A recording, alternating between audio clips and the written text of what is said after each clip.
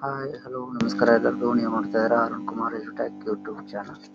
So ಈ ಒಂದು ನನ್ನ ಚಾನಲ್ಗೆ ನಿಮಗೆಲ್ಲರಿಗೂ ಸ್ವಾಗತ ಸುಸ್ವಾಗತ. ಸೊ ಇವತ್ತು ವಿಡಿಯೋ ಮಾಡ್ತಾ ಇರೋ ಟಾಪಿಕ್ ಬಂದು ಸೊ ಕೆಸೆಟ್ ಎಕ್ಸಾಮ್ಸ್ಗೆ ಸೊ ನಾವು ಯಾವ ಥರ ಪ್ರಿಪೇರ್ ಆಗಬೇಕು, ಸೊ ಅಪ್ಲಿಕೇಶನ್ನ ಯಾವ ಥರ ಹಾಕಬೇಕು ಅನ್ನೋದ್ರ ಬಗ್ಗೆ ನಾನು ವಿಡಿಯೋನ ಮಾಡ್ತಾ ಇದ್ದೀನಿ. ಸೊ ನಿಮ್ಗೆ ಆಲ್ರೆಡಿ ಗೊತ್ತಿದೆ. ಸೊ ಇವಾಗ ಆಲ್ರೆಡಿ ನಿಮ್ಮ ಕೆಸೆಟ್ ಅಪ್ಲಿಕೇಶನ್ ಹಾಕಲಿಕ್ಕೆ ನಮಗೆ ಸೊ ವೆಬ್ಸೈಟ್ ಲಿಂಕ್ ಆನ್ ಆಗಿದೆ. ಸೊ ಇಲ್ಲಿ ನಮಗೆ ಅಪ್ಲೈ ಮಾಡಲಿಕ್ಕೆ ಏನೇನೆಲ್ಲ ಡಾಕ್ಯುಮೆಂಟ್ಸ್ ಬೇಕಂತ ಫಸ್ಟ್ ನೋಡೋಣ.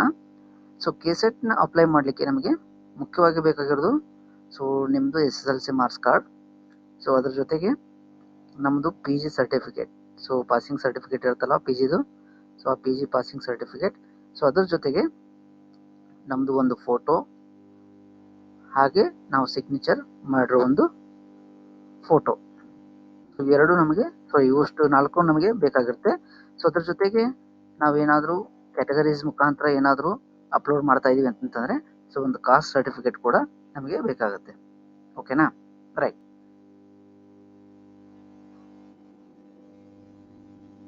ಇಲ್ಲಿ ನಮಗೆ ಸೊ ಅರ್ಜಿ ಸಲ್ಲಿಸುವ ವಿಧಾನ ಯಾವ ರೀತಿ ಅಂತ ನಿಮ್ಗೆ ಆಲ್ರೆಡಿ ಕೊಟ್ಟಿದ್ದಾರೆ ಇಲ್ಲಿ. ಸೊ ke.kr.nic.in ಅಲ್ಲಿ ನಾವು ಆನ್ಲೈನ್ ಅರ್ಜಿಯನ್ನು ಸಲ್ಲಿಸಲಿಕ್ಕೆ ನಿಮಗೆ ಅನುಮತಿಯನ್ನು ಕೊಟ್ಟಿರ್ತಾರೆ. ಸೊ ಇದ್ರ ಜೊತೆಗೆ ನಮ್ಮದು ಸ್ಕ್ಯಾನ್ ಮಾಡಿದಂಥ ಪ್ರತಿಗಳು ಸೊ JPEG ರೂಪದಲ್ಲಿ ಇರಬೇಕು ಅಂತ ಹೇಳಿದ್ದಾರೆ. ಸೊ ಅದ್ರ ಜೊತೆಗೆ ಸೊ ಆ ಫೈಲ್ಗಳು ಸೊ ದೊಡ್ಡದಾಗಿ ಇರಬಾರ್ದು ಅಥವಾ ಚಿಕ್ಕದಾಗಿ ಇರಬಾರ್ದು. ಸೊ ಅಪ್ಲೋಡ್ ಮಾಡಲಿಕ್ಕೆ ಅನುಕೂಲಕರವಾಗಿರುವಂಥ ರೀತಿಯಲ್ಲಿ ನೀವು ಸ್ಕ್ಯಾನ್ನ ಮಾಡಬೇಕು ಅಂತ ಹೇಳಿದ್ದಾರೆ. ಓಕೆನಾ? ರೈಟ್. ಸೊ ಹಾಗಾದರೆ ನಾವು ಏನು ಮಾಡಬೇಕು? So first you have to open KCET or ke.nic.in. So ಆ ಒಂದು ವೆಬ್ಸೈಟ್ನ ನೀವು ಓಪನ್ ಮಾಡ್ಕೋಬೇಕು. ಸೊ ಅದನ್ನ ಓಪನ್ ಮಾಡ್ಕೊಂಡಾಗ KE ವೆಬ್ಸೈಟ್ನ ಓಪನ್ ಮಾಡ್ಕೊಂಡಾಗ ನಿಮಗೆ ಈ ರೀತಿ ಸ್ಕ್ರೀನ್ ಕಾಣ್ತಾ ಇರುತ್ತೆ. ರೈಟ್. ಸೊ ಇಲ್ಲಿ ನಿಮಗೆ ಪ್ರವೇಶ ಅಂತ ಕಾಣ್ತಾ ಇದೆಯಲ್ಲ, ಸೊ ಆ ಪ್ರವೇಶದ ಮೇಲೆ ನೀವು ಕ್ಲಿಕ್ನ ಮಾಡ್ಕೋಬೇಕು. ಸೊ ಇಲ್ಲಿ ಕರ್ನಾಟಕ ರಾಜ್ಯ ಅರ್ಹತಾ ಪರೀಕ್ಷೆ ಕೆಸೆಟ್ 2024. ಸೊ ಇಲ್ಲಿ ನೀವು ಕ್ಲಿಕ್ನ ಮಾಡಬೇಕು. ಸೊ ಅಲ್ಲಿ ಕ್ಲಿಕ್ ಮಾಡಿದಾಗ ಏನಾಗುತ್ತೆ ಅಂತಂದರೆ ಸೊ ನಿಮಗೆ ಅಧಿಸೂಚನೆ ಇದೆ. ಸೊ ಅದೇ ರೀತಿ ಅರ್ಜಿಯ ದಿನಾಂಕವನ್ನು ವಿಸ್ತರಣೆ ಮಾಡಿದ್ರ ಬಗ್ಗೆ ಇದೆ. ಸೊ ಅದೇ ರೀತಿ ಆನ್ಲೈನ್ ಅಪ್ಲಿಕೇಶನ್ ಲಿಂಕ್ ನಿಮಗೆ 30/7/2024 ಸ್ಟಾರ್ಟ್ ಆಗಿರೋ ಲಿಂಕ್ ಇದೆ. ಸೊ ಇಲ್ಲಿ ನೀವು ಅಧಿಸೂಚನೆಯನ್ನು ಓದಬೇಕು ಅಂದ್ಕೊಂಡಿದ್ರೆ ಸೊ ಅಧಿಸೂಚನೆ ಮೇಲೆ ಕ್ಲಿಕ್ ಮಾಡ್ಕೊಳ್ರಿ. ಸೊ ಅದೇ ರೀತಿ ಇನ್ ಕೇಸ್ ನೀವು ಏನಾದರೂ ಕೆಸೆಟ್ಗೆ ಅಪ್ಲೈ ಮಾಡಬೇಕು ಅಂತಂದರೆ ಸೊ ಈ ಒಂದು ಲಿಂಕ್ ಮೇಲೆ ನೀವು ಕ್ಲಿಕ್ ಮಾಡಿ. ರೈಟ್. ಸೊ ಇಲ್ಲಿ ನೋಡಿ, ಸೊ ಇಲ್ಲಿ ನಿಮಗೆ 4 ಆಪ್ಷನ್ ಇದೆ.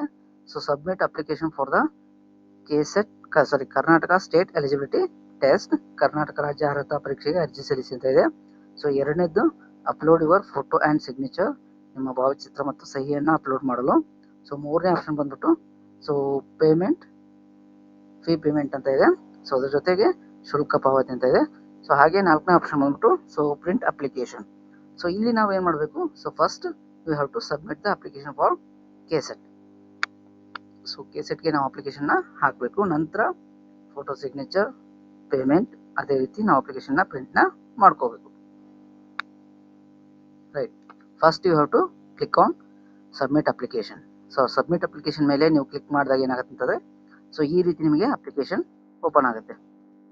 So online application for Karnataka state eligibility test ಅಂತ ಓಪನ್ ಆಗುತ್ತೆ. ಸೊ ಇಲ್ಲಿ ನೀವೇನು ಮಾಡಬೇಕು? ಸೊ ಕೆಸೆಟ್, ಸೊ ಇದು ಆಲ್ರೆಡಿ ಸೆಲೆಕ್ಟೆಡ್ ಇದೆ.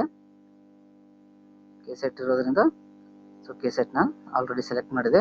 ಸೊ ಇಲ್ಲಿ ನೀವು ನಿಮ್ಮ ವಿಷಯವನ್ನು ಆಯ್ಕೆ ಮಾಡ್ಕೊಳ್ಳಿ. ಸೊ ನಿಮ್ಮ ವಿಷಯ ಯಾವುದಾಗಿರುತ್ತೆ? ಸೊ ಕಾಮರ್ಸ್ ಇದೆನೋ, ಕನ್ನಡ ಇದೆನೋ, ಎಕನಾಮಿಕ್ಸ್ ಇದೆನೋ, ಪೊಲಿಟಿಕಲ್ ಸೈನ್ಸ್ ಇದೆನೋ, ಹಿಸ್ಟ್ರಿ ಇದೆನೋ, sociology, geography, Hindi, management, education, library and information, so ಅದೇ ರೀತಿ mass communication and journalism, psychology, social work, criminology, law, Sanskrit, physical education, folk lecturer, Urdu, public administration, computer science and application, physical science, mathematical science, chemical science, life science, environmental science. So ಇದೇ ರೀತಿ ನಿಮಗೆ 42 ಸಬ್ಜೆಕ್ಟ್ಸ್ಗೆ ನೀವು ಅಪ್ಲಿಕೇಶನ್ಸ್ನ ಹಾಕಲಿಕ್ಕೆ ಒಂದು ಆಪ್ಷನ್ಸ್ನ ಕೊಟ್ಟಿರ್ತಾರೆ. So ನಿಮ್ಮದು ಒಂದು subject ಯಾವುದಿರುತ್ತೆ ನೋಡಿ, ಸೊ ಅದ್ರ ಮೇಲೆ ನೀವು ಕ್ಲಿಕ್ನ ಮಾಡ್ಕೊಳ್ಳಿ. ಓಕೆನಾ? ರೈಟ್. ಸೊ ಈಗ ನೆಕ್ಸ್ಟ್ ಥರ್ಡ್ ಆಪ್ಷನ್ ಏನಿದೆ, ಸೊ ನೀವು ಮೊದಲು ಅದೇ ವಿಷಯಕ್ಕೆ ಅರ್ಹತೆ ಪಡೆದಿದ್ದೀರಾ ಅಂತ ಕೇಳಿದ್ದಾರೆ. ಸೊ ಇನ್ ಕೇಸ್ ನೀವು ಲಾಸ್ಟ್ ಟೈಮ್ ಯಾವಾಗಲಾದರೂ ಬರೆದಾಗ ಸೊ ನೀವು ಒಂದು ಈ ವಿಷಯಕ್ಕೆ ಅರ್ಹತೆಯನ್ನು ಎಲಿಜಿಬಿಲಿಟಿ ಪಡೆದಿದ್ದೀರಾ ಅಂತ ಕೇಳಿದ್ದಾರೆ. ಮೂರನೇ ಆಪ್ಷನ್ ಬಂದ್ಬಿಟ್ಟು ಸೊ ಇನ್ ಕೇಸ್ ನೀವೇನಾದರೂ ಅರ್ಹತೆಯನ್ನು ಪಡೆದಿದ್ರೆ ಸೊ ಎಸ್ ಅಂತ ಹಾಕ್ಬೇಕು ಇಲ್ಲಿ.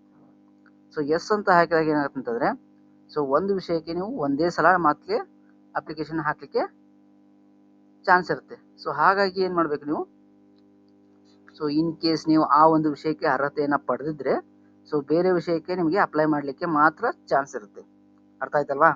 ಸೊ ಇನ್ ಕೇಸ್ ನಾವು ಆಲ್ರೆಡಿ ಒಂದು ಸಬ್ಜೆಕ್ಟಿಗೆ ಅರ್ಹತೆಯನ್ನು ಪಡೆದಿದ್ರೆ ಸೊ ಬೇರೆ ಯಾವುದೇ ಒಂದು ಅದೇ ಸಬ್ಜೆಕ್ಟಿಗೆ ನಾವು ಮತ್ತೆ ಅಪ್ಲಿಕೇಶನ್ ಹಾಕಲಿಕ್ಕೆ ನಮಗೆ ಅವಕಾಶ ಇರೋದಿಲ್ಲ.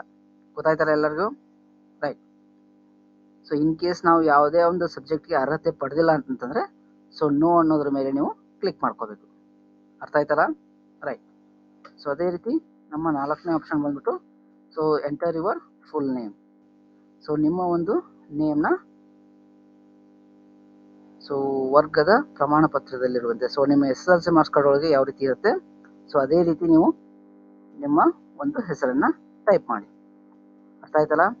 ರೈಟ್. ಅದೇ ರೀತಿ ಜೆಂಡರ್, ಸೊ ಮೇಲ ಫಿಮೇಲ ಟ್ರಾನ್ಸ್ಜೆಂಡರ ಸೊ ಯಾವುದಿದೆ ಸೊ ಅದನ್ನು ನೀವು ನಿಮ್ಮ ಲಿಂಗವನ್ನು ಅಲ್ಲಿ ನಮೂದೆ ಮಾಡಿ. ಸೊ ಅದೇ ರೀತಿ ನೀವು ವಿವಾಹಿತರ ಹೌದೋ ಅಲ್ವೋ ಅನ್ನೋದನ್ನ ಸೊ ನಮೂನೆ ಮಾಡಿ. ಸೊ ಅದೇ ರೀತಿ ಯುವರ್ ಫಾದರ್ ನೇಮ್, ಸೊ ನಿಮ್ಮ ತಂದೆ ಹೆಸರನ್ನು ಇಲ್ಲಿ ನಮೂನೆ ಮಾಡಿ. ಸೊ ಅದೇ ರೀತಿ ನಿಮ್ಮ SSLC ಮಾರ್ಕ್ಸ್ ಕಾರ್ಡ್ ಒಳಗೆ ಸೊ ಎಲ್ಲಿರುತ್ತೆ ಹೇಗಿರುತ್ತೆ ಅದೇ ಥರ ನೀವು ಒಂದು ಹೆಸರನ್ನು ಕೊಡಬೇಕಾಗುತ್ತೆ.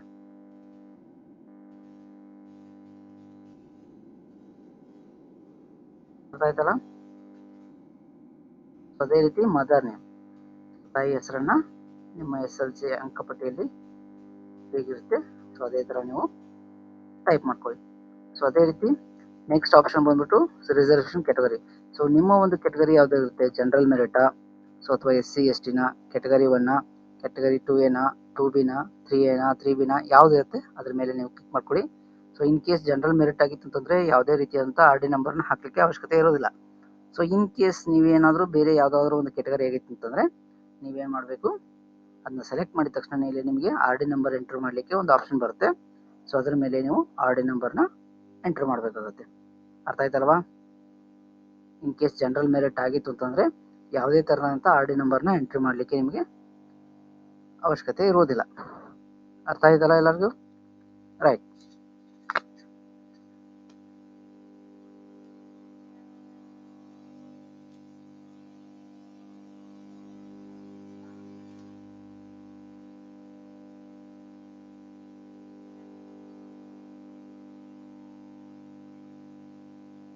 ಸ್ವಲ್ಪ ಸರ್ವರ್ ಬ್ಯುಸಿ ಇದೆ, ಸೊ ಹಾಗಾಗಿ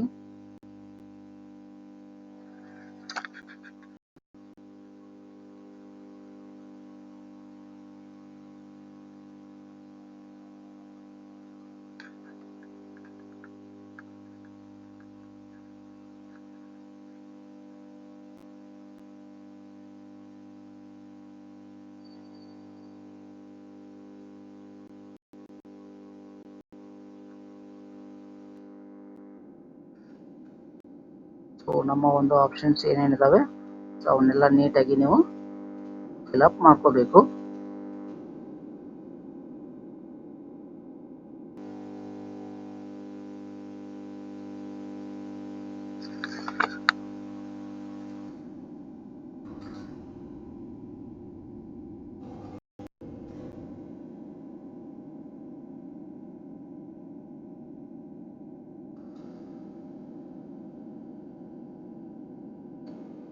ಹೆಸರನ್ನು ನಮೂದೆ ಮಾಡ್ಕೊಳ್ಳಿ. ರೈಟ್. ಸೊ ಇಲ್ಲಿ ನೀವು ನೆಕ್ಸ್ಟ್ ಕ್ಯಾಟಗರಿ, ಸೊ ಕ್ಯಾಟಗರಿ ನಿಮ್ದು ಯಾವ್ದು ಇರುತ್ತೆ ಆ ಕ್ಯಾಟಗರಿನ ನೀವು ಸೆಲೆಕ್ಷನ್ ಮಾಡ್ಕೊಳ್ಳಿ. ಸೊ ನಂತರ ನಿಮ್ಮದು SSLC ಮಾರ್ಕ್ಸ್ ಕಾರ್ಡ್ ಪ್ರಕಾರ ಡೇಟ್ ಆಫ್ ಬರ್ತ್ ಎಷ್ಟಿರುತ್ತೆ ಆ ಡೇಟ್ ಆಫ್ ಬರ್ತ್ನ ಎಂಟ್ರಿ ಮಾಡಬೇಕಿಲ್ಲಿ. ಸೊ ಅದೇ ರೀತಿ ಆ್ಯಸ್ ಪರ್ ಏಜ್ ನಿಮ್ಗೆ ಆಲ್ರೆಡಿ ಇಲ್ಲಿ ಮೆನ್ಷನ್ ಆಗಿಬಿಡುತ್ತೆ. ನೀವು ಡೇಟ್ ಆಫ್ ಬರ್ತ್ ಕೊಟ್ಟರೆ ಸೊ ನಿಮ್ಮ ಡೇಟ್ ಆಫ್ ಬರ್ತ್ ಎಷ್ಟಿರುತ್ತೆ ಸೊ ಆ ಡೇಟ್ ಆಫ್ ಬರ್ತ್ನ ನೀವು ಏನಾದರೂ ಕೊಟ್ಟಿರಿ ಅಂತಂದರೆ ಸೊ ಆ ಒಂದು ಡೇಟ್ ಆಫ್ ಬರ್ತ್ ಪ್ರಕಾರ ನಿಮ್ಗೆ ಏನಾಗುತ್ತೆ ಅಂತಂದರೆ ಇಲ್ಲಿ ಇಲ್ಲಿ ನಿಮಗೆ ಒಂದು ಎಷ್ಟು ಏಜ್ ಇದೆ, ಸೊ ಆ ಏಜ್ ಪ್ರಕಾರ ನಿಮಗೆ ಇಲ್ಲಿ ನಮೂದನೆ ಆಗುತ್ತೆ. ಅರ್ಥ ಆಯ್ತಲ್ವಾ ಎಲ್ಲರಿಗೂ? ರೈಟ್.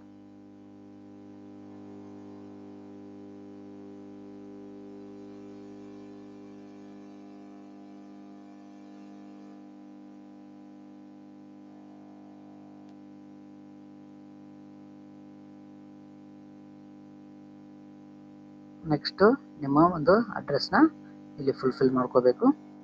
ಸೊ ಯಾವ ಒಂದು ಅಡ್ರೆಸ್ ಇದೆ ಆ ಅಡ್ರೆಸ್ನ ಫುಲ್ಫಿಲ್ ಮಾಡ್ಕೊಳ್ಳಿ. ಸೊ ಅದೇ ರೀತಿ ತಾಲೂಕು ಯಾವುದು, ಡಿಸ್ಟಿಕ್ ಯಾವುದು, ಸ್ಟೇಟ್ ಯಾವುದು, ಸೊ ಅದೇ ರೀತಿ ಪಿನ್ ಕೋಡ್ ಏನು, ನಿಮ್ಮ ಮೊಬೈಲ್ ನಂಬರ್ ಏನು ಮತ್ತು ಇಮೇಲ್ ಐ ಡಿ, ಸೊ ಪ್ರತಿಯೊಂದನ್ನು ಫುಲ್ಫಿಲ್ ಮಾಡ್ಕೊಳ್ಳಿ. ಸೊ ಅದೇ ರೀತಿ next one, so 12th option ಬಂದ್ಬಿಟ್ಟು, ಸೊ ಅಂಗವೈಕಲ್ಯತೆಯನ್ನು ಹೊಂದಿರುವಿರಾ ಅಂತ ಕೇಳಿದರೆ, ಸೊ ಫಿಸಿಕಲಿ ಡಿಸೇಬಲ್ ಇತ್ತಂದರೆ ಎಸ್ ಅಂತ ಕೊಡಬೇಕು, ಅಂತಂದರೆ ನೋ ಅಂತ ಮೆನ್ಷನ್ ಮಾಡ್ಕೊಳ್ಳಿ. ಸೊ ಅದೇ ರೀತಿ ನಿಮ್ಮ SLC ರಿಜಿಸ್ಟರ್ ನಂಬರ್ ಕೇಳಿದರೆ, ಸೊ SLC ರಿಜಿಸ್ಟರ್ ನಂಬರ್ನ ಇಲ್ಲಿ ಕೊಡಬೇಕು. ಸೊ ನಂತರ ಕ್ವಾಲಿಫಿಕೇಷನ್, ಸೊ ನಿಮ್ಮ ಆಯ್ಕೆ ಮಾಸ್ಟರ್ ಡಿಗ್ರಿ ಯಾವುದಾಗಿರುತ್ತೆ, ಸ್ನಾತಕೋತ್ತರ ಪದವಿ, ಸೊ ಸ್ನಾತಕೋತ್ತರ ಪದವಿಯನ್ನು ನೀವು ಇಲ್ಲಿ ಸೆಲೆಕ್ಷನ್ ಮಾಡ್ಕೋಬೇಕಾಗತ್ತೆ. ಅರ್ಥ ಆಯ್ತಲ್ವಾ? ರೈಟ್. ಸೊ ಅದೇ ರೀತಿ ನೆಕ್ಸ್ಟು ನೀವು PGನ ಆಲ್ರೆಡಿ ಪಾಸ್ ಆಗಿದ್ದೀರೋ ಅಥವಾ ಇನ್ನೂ ಓದ್ತಾ ಇದ್ದೀರೋ ಅಂತ ಕೇಳ್ತಾ ಇದ್ದಾರೆ next. So in case pass ಆಗಿದ್ರೆ ಎಸ್ ಅಂತ ಕೊಡಬೇಕು, ಅದರ್ವೈಸ್ ನೋ. ಸೊ ಅದೇ ರೀತಿ ನೆಕ್ಸ್ಟ್ 15A ಆಪ್ಷನ್ ಬಂದ್ಬಿಟ್ಟು, so evaluation of your PG degree course. So ನಿಮ್ಮ PG ಡಿಗ್ರಿಯಲ್ಲಿ ನೀವು ಸೊ ಪರ್ಸೆಂಟೇಜ್ ಮುಖಾಂತರ ಪಾಸ್ ಆಗಿದ್ರು ಅಥವಾ CGPA ಮುಖಾಂತರ ಪಾಸ್ ಆಗಿದ್ರು ಅಂತ ಕೇಳಿದ್ದಾರೆ. ಸೊ ನಿಮ್ಮದು ಪರ್ಸೆಂಟೇಜ್ ಮುಖಾಂತರ ನಿಮ್ಮ ಒಂದು ಕಾನ್ವೊಕೇಶನಲ್ಲಿ ಬಂದಿತ್ತು ಅಂತಂದರೆ ಅದನ್ನೇ ಮೆನ್ಷನ್ ಮಾಡಿ, ಅಥವಾ CGPA ಆಗಿತ್ತು ಅಂತಂದರೆ CGPAನ ಮೆನ್ಷನ್ ಮಾಡ್ಕೊಳ್ಳಿ. CGPA ಆಗಿತ್ತು ಅಂತಂದರೆ ಶೇಕಡಾವಾರು ಇಲ್ಲಿ ಎಂಟ್ರಿ ಮಾಡಬೇಕು. ಸೊ ಅದೇ ರೀತಿ ಪರ್ಸೆಂಟೇಜ್ ಏನಾದರೂ ಆಗಿತ್ತು ಅಂತಂದರೆ, ಸೊ ನೀವು ಎಷ್ಟು ಮಾರ್ಕ್ಸನ್ನು ತೊಗೊಂಡಿದ್ದೀರಾ, so marks obtained and also maximum marks. So ಎಷ್ಟು ಮಾರ್ಕ್ಸಿಗೆ ನೀವು ಎಷ್ಟು ಮಾರ್ಕ್ಸ್ ತೊಗೊಂಡಿದ್ದೀರಾ ಅಂತಂದರೆ ಶೇಕಡಾವಾರು, ಸೊ ಪರ್ಸೆಂಟೇಜ್ ನಿಮಗೆ ಆಟೋಮೆಟಿಕ್ಕಾಗಿ ಬರುತ್ತೆ. ಸೊ ಅದೇ ರೀತಿ ಯೂನಿವರ್ಸಿಟಿ, ಸೊ ನೀವು ಯಾವ ಯೂನಿವರ್ಸಿಟಿಯಲ್ಲಿ ನಿಮ್ಮ ಒಂದು PG ಡಿಗ್ರಿನ ತೊಗೊಂಡಿದ್ದೀರಾ ಅದನ್ನು ಕೂಡ ಮೆನ್ಷನ್ ಮಾಡಬೇಕು. ಸೊ ಇನ್ ಕೇಸ್ ನೀವು 17 ಆಪ್ಷನ್ ಬಂದ್ಬಿಟ್ಟು, ಸೊ ನೀವು PhD ಹೋಲ್ಡರ್ ಆಗಿದ್ದೀರಾ, ಸೊ PhD ಹೋಲ್ಡರ್ ಆಗಿದ್ರೆ ಎಸ್ ಅಂತ ಕೊಡಿ, ಇಲ್ಲಾಂದರೆ ನೋ ಅಂತ ಮೆನ್ಷನ್ ಮಾಡಿ. ಸೊ ಅದೇ ರೀತಿ 18 ಆಪ್ಷನ್ ಬಂದ್ಬಿಟ್ಟು, ಸೊ ನೀವು ಆಲ್ರೆಡಿ ರಾಜ್ಯ ಅಥವಾ ಕೇಂದ್ರ ಸರ್ಕಾರಿ ನೌಕರರೇ, ಸೊ ನೀವು ಗೌರ್ಮೆಂಟ್ ಎಂಪ್ಲಾಯ್ ಆಗಿದ್ರಿ ಅಂತಂದರೆ state or central, so yes ಅಂತ ಕೊಡಿ. ಸೊ ಅದರ್ವೈಸ್ ನೀವು ಗೌರ್ಮೆಂಟ್ ಜಾಬ್ ಮಾಡ್ತಿಲ್ಲ ಅಂತಂದರೆ ಸೊ ನೋ ಅಂತ ಮೆನ್ಷನ್ ಮಾಡ್ಕೊಳ್ಳಿ. ಓಕೆನಾ? ರೈಟ್. ಸೊ ಅದೇ ರೀತಿ 19th ಬಂದ್ಬಿಟ್ಟು ಪ್ರೆಸೆಂಟ್ಲಿ ವರ್ಕಿಂಗ್, ಸೊ ಪ್ರಸ್ತುತ ಕೆಲಸವನ್ನು ಮಾಡ್ತಿದ್ದೀರಾ ಅಂತ ಕೇಳಿದರೆ, ಸೊ ನೀವು ವರ್ಕಿಂಗ್ ಮಾಡ್ತಿದ್ರೆ ಎಸ್ ಅಂತ ಕೊಡಿ, ಸೊ ಅದರ್ವೈಸ್ ನೋ ಅಂತ ಕೊಡಿ. ಓಕೆನಾ? ರೈಟ್. ಸೊ ಅದೇ ಥರ 20th ಬಂದ್ಬಿಟ್ಟು, ಸೊ ಸೇವೆಯಿಂದ ಏನಾದರೂ ವಜಾಗೊಂಡಿದ್ದೀರಾ ಅಂತ ಕೇಳಿದರೆ, ಸೊ ಇನ್ ಕೇಸ್ ನೀವು ಏನಾದರೂ ಜಾಬ್ ಮಾಡ್ತಿರ್ಬೇಕಾದ್ರೆ, ಸೊ ಏನಾದರೂ ನಿಮ್ಮ ಸರ್ವಿಸಲ್ಲಿ ಸೊ ಡಿಸ್ಮಿಸ್ಡ್ ಆಗಿದೆ ಅಂತ ಕೇಳಿದರೆ, ಸೊ ಎಸ್ ಅಂದರೆ ಎಸ್ ಅಂತ ಮೆನ್ಷನ್ ಮಾಡಿ, ಇಲ್ಲಾಂದರೆ ನೋ ಅಂತ ಮೆನ್ಷನ್ ಮಾಡಿ. ಓಕೆನಾ? ರೈಟ್. ಸೊ ಅದೇ ಥರ ನೆಕ್ಸ್ಟ್ 21 ಆಪ್ಷನಲ್ಲಿ ನಿಮ್ಮ ಆಧಾರ್ ಕಾರ್ಡ್ ನಂಬರ್ ಡಿಜಿಟ್ನ ಕೇಳಿದರೆ, ಸೊ ಲಾಸ್ಟ್ 4 ಡಿಜಿಟ್ ಆಧಾರ್ ನಂಬರ್ನ ನೀವು ಮೆನ್ಷನ್ ಮಾಡಬೇಕು.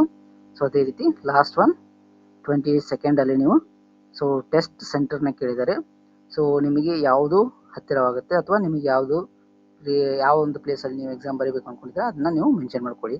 ಸೊ ಇಲ್ಲಿ ನಿಮಗೆ ಆಪ್ಷನು ಬೆಂಗಳೂರು ಅರ್ಬನ್, ಬೆಳಗಾವಿ, ಬಳ್ಳಾರಿ, ಬೀದರ್, ಧಾರವಾಡ, ದಾವಣಗೆರೆ, ಕಲಬುರಗಿ, ಮೈಸೂರು, ಶಿವಮೊಗ್ಗ, ತುಮಕೂರು, ಉಡುಪಿ ಮತ್ತು ವಿಜಯನಗರ ಇದೆ. ಸೊ ನಿಮ್ಮ ಒಂದು ಆಪ್ಷನ್ ಯಾವುದಾಗಿರುತ್ತೆ ಅದನ್ನು ನೀವು ಸೆಲೆಕ್ಷನ್ ಮಾಡ್ಕೊಳ್ಳಿ. ಅರ್ಥ ಆಯ್ತಲ್ವಾ?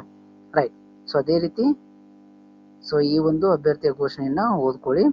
ಸೊ ನಂತರ ಈ ಒಂದು ಆಪ್ಷನ್ ಮೇಲೆ ಟಿಕ್ನ ಮಾಡೋದ್ರ ಮುಖಾಂತರ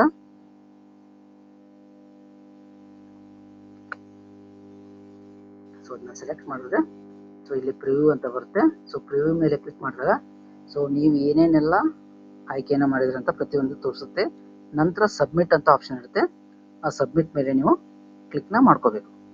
ಅರ್ಥ ಆಯ್ತಲ್ವಾ? ಸೊ ಸಬ್ಮಿಟ್ನ ಮೇಲೆ ನೀವು ಕ್ಲಿಕ್ನ ಮಾಡ್ಕೊಂಡಾಗ ಏನಾಗುತ್ತೆ ಅಂತಂದರೆ, ಸೊ ನಿಮಗೆ ಒಂದು ಅಪ್ಲಿಕೇಶನ್ ನಂಬರ್ ಬರುತ್ತೆ, ಅಪ್ಲಿಕೇಶನ್ ID ನಿಮಗೆ ಬರುತ್ತೆ. ಸೊ ಆ ಅಪ್ಲಿಕೇಶನ್ ID ಮುಖಾಂತರ ನೀವೇನು ಮಾಡಬೇಕು, ನೆಕ್ಸ್ಟ್ ಲಾಗಿನ್ ಆಗಬೇಕು. ಅರ್ಥ ಆಯ್ತಲ್ವಾ? ನಿಮ್ಮ ಅಪ್ಲಿಕೇಶನ್ ID ಮತ್ತು ಡೇಟ್ ಆಫ್ ಬರ್ತ್ ಹಾಕೋದ್ರ ಮುಖಾಂತರ ನೀವು ಲಾಗಿನ್ ಆಗಬೇಕು. ಸೊ ನಂತರ ಇಲ್ಲಿ ಸೆಕೆಂಡ್ ಆಪ್ಷನಲ್ಲಿ ನಿಮಗೆ upload your photo and signature ಅಂತ ಇದೆ. ಸೊ ಆಲ್ರೆಡಿ ನೀವು ಸ್ಕ್ಯಾನ್ ಮಾಡಿ ಇಟ್ಕೊಂಡಿರುವಂಥ ಒಂದು ಫೋಟೋ ಮತ್ತು ಸಿಗ್ನೇಚರ್ನ ನೀವು ಇಲ್ಲಿ ಅಪ್ಲೋಡ್ ಮಾಡಬೇಕು. ಸೊ ಅದಾದ ನಂತರ ನೆಕ್ಸ್ಟ್ ಬಂದ್ಬಿಟ್ಟು ಫೀ ಪೇಮೆಂಟ್. ಸೊ ಫೀ ಪೇಮೆಂಟ್ನ ನೀವು ಯಾವಾಗಲೂ ಆನ್ಲೈನ್ ಮುಖಾಂತರ ಇಲ್ಲಿ ಸಬ್ಮಿಟ್ ಮಾಡಲಿಕ್ಕೆ ಅವಕಾಶ ಇದೆ. ಸೊ ಹಾಗಾಗಿ ನೀವು ಆನ್ಲೈನ್ ಮುಖಾಂತರ ಇಲ್ಲಿ ಸಬ್ಮಿಟ್ ಮಾಡಬೇಕು. ಸೊ ನಂತರ ಏನಾಗುತ್ತೆ ಅಂತಂದರೆ ನೀವು ಆನ್ಲೈನ್ ಮುಖಾಂತರ ಸಬ್ಮಿಟ್ ಮಾಡಿದ ನಂತರ ಸೊ 2ರಿಂದ 3 ದಿವಸದ ನಂತರ ನೀವೇನು ಮಾಡಬೇಕು, ಅಪ್ಲಿಕೇಶನ್ ಹಾಕಿದ 2ರಿಂದ 3 ದಿವಸದ ನಂತರ ಸೊ ನಿಮ್ಮ ಒಂದು ಅಪ್ಲಿಕೇಶನ್ನ ಪ್ರಿಂಟ್ ತೊಗೊಳ್ಳಿಕ್ಕೆ ನಿಮಗೆ ಅವಕಾಶ ಇರುತ್ತೆ.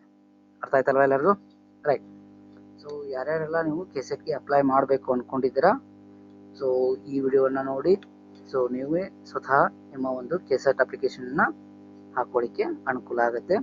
ಸೊ ಅದೇ ರೀತಿ ನಿಮ್ಮ ಫ್ರೆಂಡ್ಸ್ ಯಾರ್ಯಾರಿದ್ದಾರೆ ಅವ್ರಿಗೂ ಕೂಡ ಶೇರ್ ಮಾಡಿ. ಸೊ ಇದುವರೆಗೂ ನೀವು ಯಾರಾದರೂ ಸಬ್ಸ್ಕ್ರೈಬ್ ಆಗಿಲ್ಲ ಅಂತಂದರೆ ನನ್ನ ಚಾನಲ್ಗೆ ಸಬ್ಸ್ಕ್ರೈಬ್ ಆಗಿ ಇದೇ ರೀತಿ ವಿಡಿಯೋಸ್ ನಿಮಗೆ ಬರ್ತಾ ಇರ್ತಾವೆ ಅಂತ ಹೇಳೋದಕ್ಕೆ ಇಷ್ಟಪಡ್ತೀನಿ. So thank you very much. So ಅದೇ ರೀತಿ ನಿಮ್ಮ ಫ್ರೆಂಡ್ಸ್ಗೂ ಕೂಡ ಶೇರ್ ಮಾಡಿ. Thank you.